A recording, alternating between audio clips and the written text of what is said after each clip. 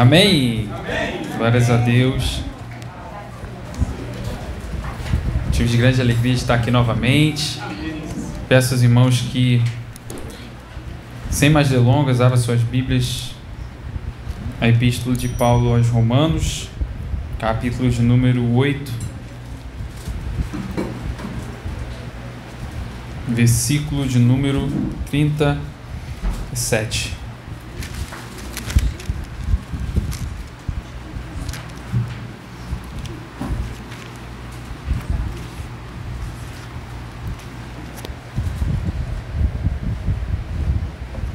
Amém? Romanos 8, versículo de número 37. Hoje está aqui a minha esposa, meu filho Davi, estão me acompanhando. Sou muito grato a Deus pela vida da minha esposa, muito grato a Deus pela vida do meu pequeno Davi e de tudo aquilo que Deus tem feito em nossas vidas, amém? Aleluia. Enquanto o pastor estava aqui falando sobre cura da mente e falando sobre remédio, né? Falou, você não precisa jogar o remédio fora. Passei por uma situação no ano de 2020, onde eu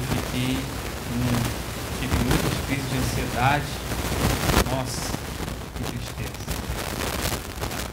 Mas, para a glória de Deus, eu fiz o que Ele disse, coloquei nas mãos do Senhor.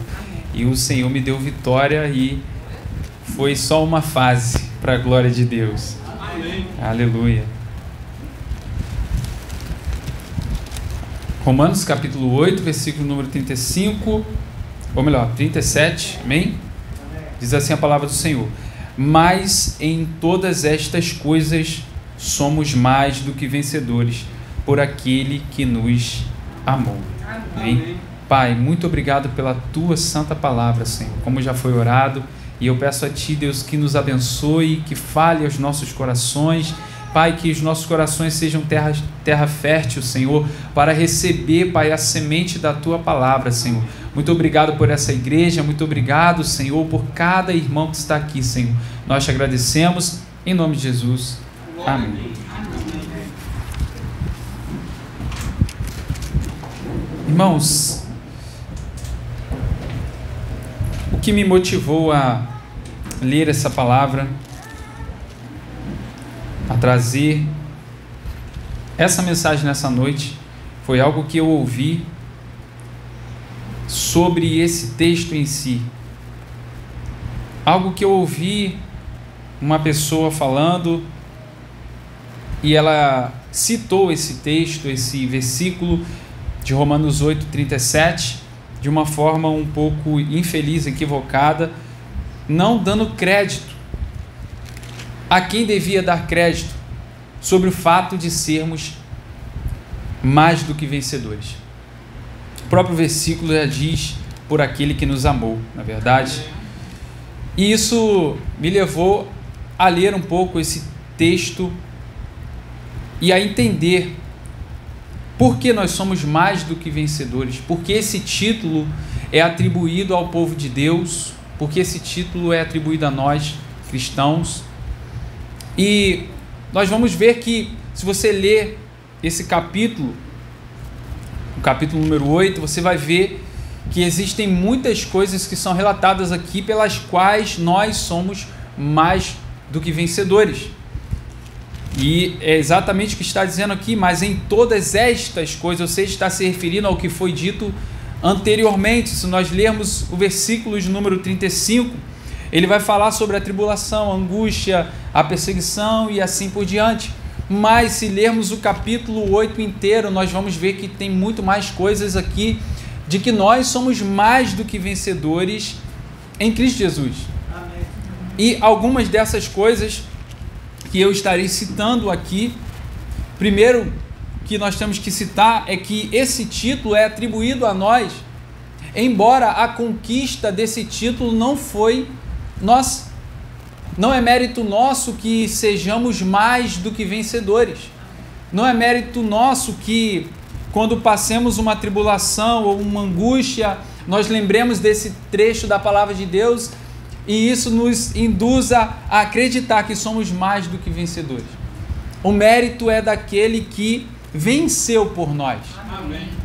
E se chama Cristo Jesus, porque Ele conquistou, naquele fato da cruz do Calvário, e ao terceiro dia a sua ressurreição, Ele conquistou a vitória, como diz aqui na tradução da linguagem de hoje, a vitória completa do povo de Deus. A tradução, linguagem de hoje, diz, mais do que vencedores, ela troca por vitória completa. Nós temos a vitória completa. Nós temos a vitória completa sobre o pecado e a morte. Temos a vitória completa sobre a carne. Temos a vitória completa sobre o diabo. E temos a vitória completa sobre o mundo. Amém. E nós vamos falar especificamente de cada um desses que eu citei aqui. Podemos dizer que esses seriam ou são os maiores algozes da Igreja de Cristo, ou seja, aquilo que se coloca contra a Igreja de Cristo. Primeiro, o pecado e a morte. Nós vamos ler lá em Romanos capítulo 5, versículo 12, que o pecado ele trouxe a morte. E se a gente voltar lá, para ser mais preciso, Romanos 5, capítulo, versículos número 12, diz assim: pelo que como por um homem entrou o pecado no mundo, e pelo pecado a morte, assim também a morte passou a todos os homens, por isso que todos pecaram. Então vamos ver que pecado e morte, praticamente um trouxe o outro. Se nós lermos lá no Gênesis, vamos entender o que está dizendo, porque a palavra diz que o Senhor ele disse ali para Adão, que se eles comessem do fruto daquela árvore, eles trariam sobre si a morte. E foi exatamente o que aconteceu. A Bíblia também vai confirmar isso em Romanos capítulo 6, versículo de número 23, que diz que o salário do pecado é a morte. Ou seja, salário é pagamento. A paga pelo pecado é a morte. A consequência do pecado é a morte. Então, aqueles que vivem uma vida de pecado, e quando eu digo uma vida de pecado, estou falando da prática do pecado, porque pecado todos cometemos todos os dias, não é verdade? Mas estou falando de uma vida na prática do erro, pessoas que não se arrependem, continuam na prática do pecado. O fim da vida dessa pessoa é a morte. E quando a Bíblia fala de morte nesse versículo, não está relatando a morte física, mas sim uma morte espiritual. Porque a Bíblia também diz que uns ressuscitarão para morte eterna e outros para a vida eterna, não é verdade? Então, o salário do pecado é a morte, mas o dom gratuito de Deus é a vida eterna por Cristo Jesus, nosso Senhor. É um dom gratuito, é de graça. Você não paga, porque já foi pago. Amém? A Bíblia também fala sobre pecado e morte em Isaías, capítulo de número 59. Porque vai dizer, eis que a mão do Senhor não está encolhida para que possa salvar e abençoar, mas os vossos pecados fazem separação entre vós e Deus, e escondem o rosto do vosso Deus de vós. Então quer dizer, irmãos, que o pecado faz separação entre o homem e Deus, de tal forma que a mão de Deus ela não está encolhida para nos abençoar nem para salvar. A salvação, irmãos, ela é destinada a toda a humanidade. Melhor dizendo, ela é oferecida a toda a humanidade, mas ela é destinada apenas àqueles que creem, àqueles que se arrependem, àqueles que vivem uma vida em Cristo Jesus. Em Romanos capítulo 3, versículo de número 23, também vai confirmar o que nós lemos em Isaías, porque vai dizer que todos pecaram e destituídos, ou seja, separados estão da glória de Deus. Mas a Bíblia vai revelar que existiu uma pessoa que veio nessa terra e não pecou. E essa pessoa venceu o pecado na cruz do Calvário. Aleluia! E por isso, irmãos, que nós somos mais do que vencedores em Cristo Jesus. Ainda que você peque, ainda que você esteja nesse corpo, e isso é algo que não tem como, acontece, Mas você pode dizer: eu sou mais do que vencedor sobre o pecado, porque aquele homem que morreu na cruz do Calvário, Cristo Jesus, condenou o pecado em sua carne. E agora eu não estou mais preso nessa escravidão. Amém, Jesus. Amém? Amém. Nós somos mais do que vencedores em Cristo Jesus. O pecado não pode mais nos dominar. Ele não pode mais nos escravizar. Porque nós não estamos mais debaixo da escravidão. Amém? E como consequência disso, nós estávamos separados e fomos reconciliados. Além de você ser mais do que vencedor em Cristo Jesus, Ele te reconciliou com o Pai. Por intermédio de Cristo Jesus, nós fomos reconciliados com Deus, o nosso Pai. Isso está em Romanos, capítulo de número 5 e versículo de número 11, que diz: e não somente isto, mas também nos gloriamos em Deus, por nosso Senhor Jesus Cristo, pelo qual agora alcançamos a reconciliação. Amém. Existe um detalhe nesse versículo. Ele vai dizer logo no início: e não somente isto, mas também nos gloriamos em Deus. Ele não disse que ele se gloriava em si mesmo, ou ele não quis dizer aqui que o crédito era para ele, mas ele disse: nos gloriamos em Deus. Amém. Porque a glória, a honra é para Deus. Se você é mais do que vencedor, se você venceu o pecado, se você foi reconciliado com o Pai, glorificado e exaltado seja o nome do Senhor. Amém? Segundo que eu disse, a carne e suas obras. Nós somos mais do que vencedores sobre a carne e as suas obras. Se você ler lá em Gálatas, você vai ver quais são as obras da carne. Existem lá as obras da carne e o fruto do Espírito, não é verdade? Se lermos aí Romanos 8, no nosso texto base, voltando um pouquinho os versículos, lá no versículo de número 3, peço aos irmãos que acompanhem comigo, Romanos 8, versículo 3, vai dizer assim: porquanto o que era impossível à lei, visto como estava enferma a carne, Deus, enviando o seu Filho em semelhança da carne do pecado, pelo pecado condenou o pecado na carne. É um pouquinho difícil entender, mas vamos lá. Vamos primeiro, irmãos, na primeira parte do versículo. Porquanto o que era impossível à lei, visto como estava enferma pela carne. Quem estava enferma pela carne? A lei. Por que a lei, irmãos, estava enferma pela carne? Porque era insuficiente para justificar o homem diante de Deus. Porque a carne está conosco. Nós pecamos todos os dias, não é verdade? Então, uma lei que você segue, ou melhor dizendo, você tenta seguir, e no tempo da lei eram feitos inúmeros sacrifícios, mas a consciência do ser humano ainda estava em pecado. Não adiantava tanto sacrifício se a sua consciência não era sã diante de Deus. Então a lei era insuficiente para justificar o homem perante Deus, por isso a lei estava enferma na carne. Agora vamos na segunda parte.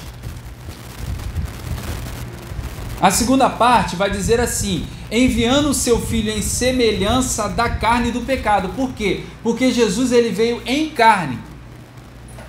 Pelo pecado, qual pecado? O nosso pecado. Condenou o pecado na carne. Conseguiram compreender? Amém. É difícil, irmão. Quando eu li isso aqui, eu fiquei um tempo para entender. Mas quer dizer que ele veio em carne e pelos nossos pecados, porque os nossos pecados estavam sobre ele na cruz. Ele condenou ali a morte de Cristo na cruz, foi para condenar o pecado de toda a humanidade. Amém? E quando ele ressuscita vencedor. Aleluia. Amém, irmãos? O apóstolo Paulo, ele vai falar um pouquinho antes desse texto. Se você voltar um pouquinho no capítulo 7, versículo 18, para confirmar o que eu estou dizendo, capítulo 7, versículo 18. Porque eu sei que em mim, isto é, na minha carne, não habita bem algum.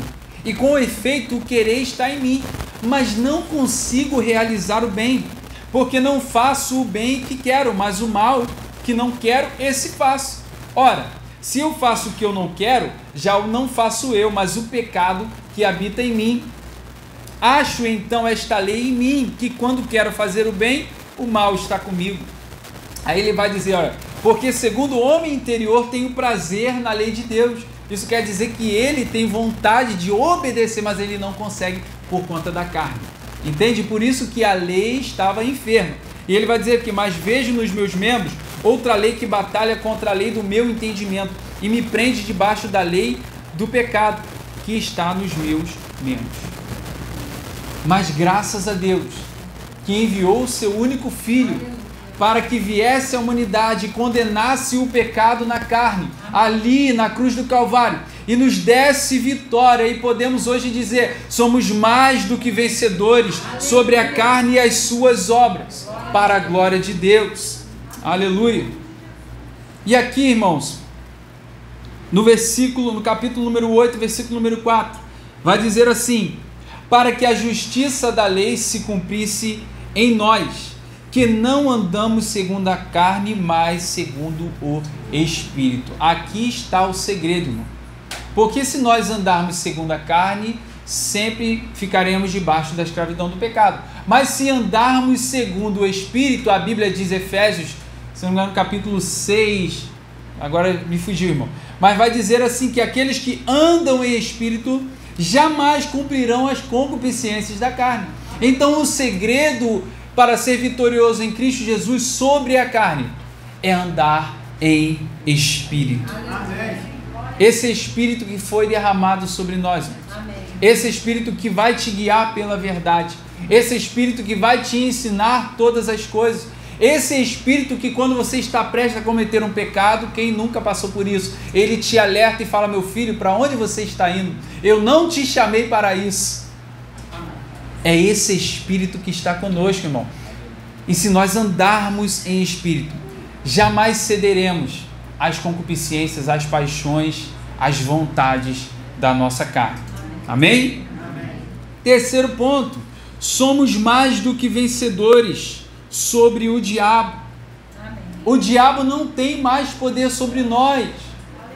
A Bíblia diz em 1 João 5,19, aquele que é de Deus, o maligno não lhe toca. Se você é de Deus, o inimigo não tem poder sobre a tua vida. Satanás não tem poder sobre a tua história. Amém? Amém. O diabo é o tentador, porque ele influencia o homem ao pecado. Ele tenta o homem ao pecado. A Bíblia diz que Deus, ele não é tentado, ou seja, ele não é atraído pelo pecado. Mas nós, muitas das vezes, somos atraídos. E às vezes é pela nossa própria concupiscência, porque a palavra diz, somos atraídos e engodados pela concupiscência, depois é gerado o pecado. Não é isso? Então o tentador, ele influencia ao pecado. E como é que ele influencia? Com a mentira, com o engano. Assim como ele fez em Gênesis. Assim como ele fez lá com Adão e Eva. Ele não enganou? Ele continua enganando até os dias de hoje. Quantas pessoas estão sendo enganadas, acreditando nas mentiras de Satanás. Além disso, depois que ele tenta e ele engana, e a pessoa peca, ele acusa, porque ele é o acusador. Ele acusa o homem do pecado.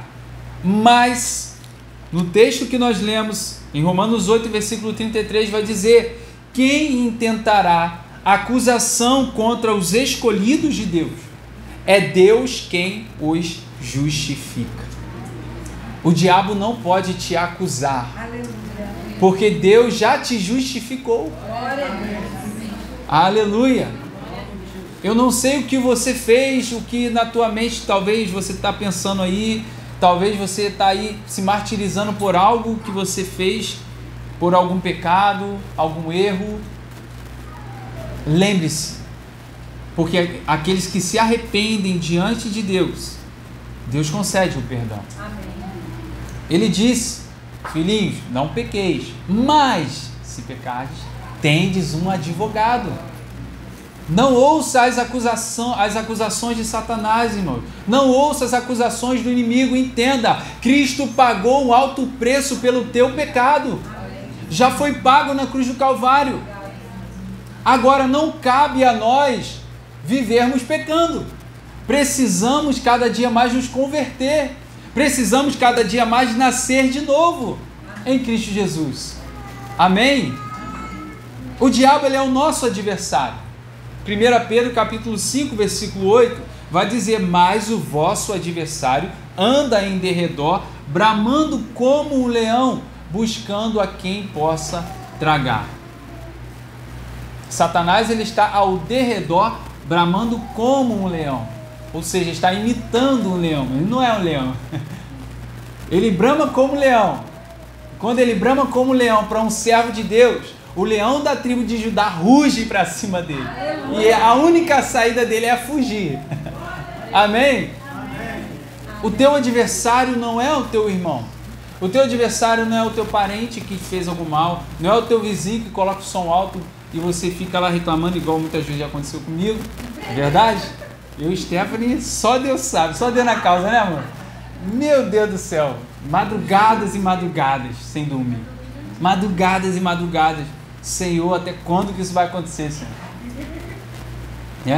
Mas o nosso inimigo não era o vizinho. Ele estava sendo usado, mas não era ele. O teu inimigo é Satanás. Potestades, né? Como diz lá em Efésios, capítulo 6, vai falar sobre isso. Não temos que lutar contra carne e sangue, mas contra principados e potestades. O diabo é o teu inimigo. Mas tem uma notícia para te dar. O teu inimigo já foi vencido por Cristo. Aleluia. Ele já venceu, irmão. Você é mais do que vencedor sobre o diabo. Os dias dele estão contados, irmão. É por isso que o diabo não está preocupado com quem está lá no mundo. Ele está preocupado com quem está dentro da igreja. Ele quer tirar aqueles que já estão na presença do Senhor. Mas há poder no sangue de Jesus. Amém. O diabo está derrotado, irmãos. Amém? Glórias a Deus por isso. A Bíblia vai nos revelar em Mateus capítulo 4 que Jesus, ele foi levado, conduzido pelo Espírito ao deserto e ali foi tentado pelo diabo. O diabo tentou Jesus, tentou fazer com que Jesus ali pecasse, ali esquecesse de quem ele era. E Jesus venceu o diabo na palavra de Deus.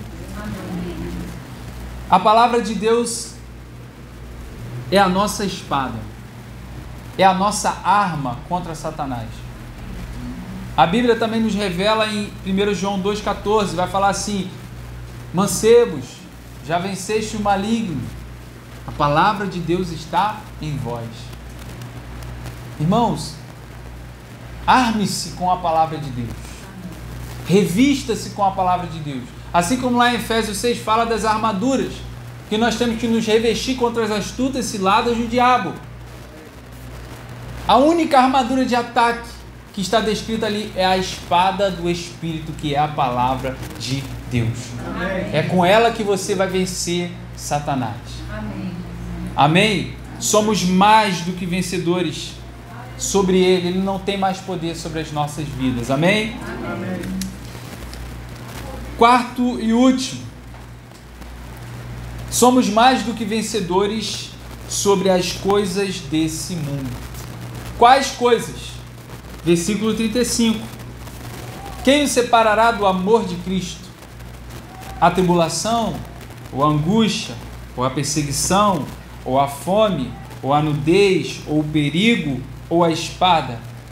E aí no versículo de número 38 ele fala: porque estou certo de que nem a morte, nem a vida, nem os anjos, nem os principados, nem as potestades, nem o presente, nem o porvir, nem a altura, nem a profundidade, nem alguma outra criatura nos poderá separar do amor de Deus que está em Cristo Jesus, nosso Senhor. Nós somos mais do que vencedores sobre essas coisas. Você é mais do que vencedor sobre a tribulação que você passa. Você é mais do que vencedor sobre as aflições que você enfrenta. Você é mais do que vencedor sobre a doença. É mais do que vencedor sobre os pensamentos ruins. é mais do que vencedor sobre qualquer coisa que venha sobre a tua vida. Sobre tudo que você enfrenta nessa vida, você é mais do que vencedor, irmão. É difícil entender isso, porque quando nós estamos dentro do furacão, a gente não consegue ver que Deus está cuidando de nós. A gente não consegue observar que nada fugiu do controle de Deus. Mas quando você sair do furacão, quando você olhar as ondas de cima, você vai ver que Deus está no controle. Ele não fugiu do controle. Quando algo acontece na nossa vida, a gente já fica desesperado, a gente pare um pouco e pense. Todas as coisas contribuem para o bem daqueles que amam a Deus. Irmãos, você é mais do que vencedor sobre o mundo e sobre todas as coisas desse mundo. Amém. Jesus ele vai dizer em João 16, versículo 33, ele vai falar assim: tem de bom ânimo, eu venci o mundo. Tem de bom ânimo, eu venci o mundo. E ele nos ensinou a vencer o mundo. E se nós, irmãos, somos nascidos de Deus, também venceremos o mundo, porque em 1 João 5,4 vai dizer: todo aquele que é nascido de Deus vence o mundo. E essa é a vitória que vence o mundo, a nossa fé. Aleluia! Se você tem fé em Cristo Jesus, se você acredita, irmãos, você vence o mundo, você é mais do que vencedor. Essa fé vai te fazer ultrapassar barreiras, essa fé vai te fazer vencer obstáculos, porque você entende que Cristo já venceu por você. Aleluia! Cristo já venceu por você. Você é mais do que vencedor. Então viveremos aqui, irmãos, nos gloriando na esperança da glória de Deus. Amém. Ou seja, esperando a bem-aventurada hora que Ele vai voltar para buscar a sua igreja. Aleluia! E como diz a palavra do Senhor, as aflições deste presente século não são para se comparar com a glória que em nós há de ser revelada. O que você tem passado hoje não vai se comparar com aquilo que Deus vai revelar para você naquele grande dia. Então, não pare, não desista, mediante as lutas, as aflições, os momentos difíceis, as dificuldades que vêm e fazem muitas vezes a gente pensar em olhar para trás, em desistir. É natural, nós somos humanos. Mas lembre-se, você é mais do que vencedor em Cristo Jesus. Você não é mais do que vencedor porque você é bom. Eu não sou mais do que vencedor porque eu fiz algo de bom para Deus ou porque eu frequento a igreja todo dia. Não sou mais do que vencedor porque eu leio a palavra todo dia. Não sou mais do que vencedor porque eu oro. Você não é mais do que vencedor porque você fez algo para Deus. Mas você é mais do que vencedor porque Ele já fez algo há um tempo atrás que nos garantiu essa vitória. Amém, irmãos? Creia nisso em nome de Jesus. Somos mais do que vencedores por aquele que nos amou. Amém?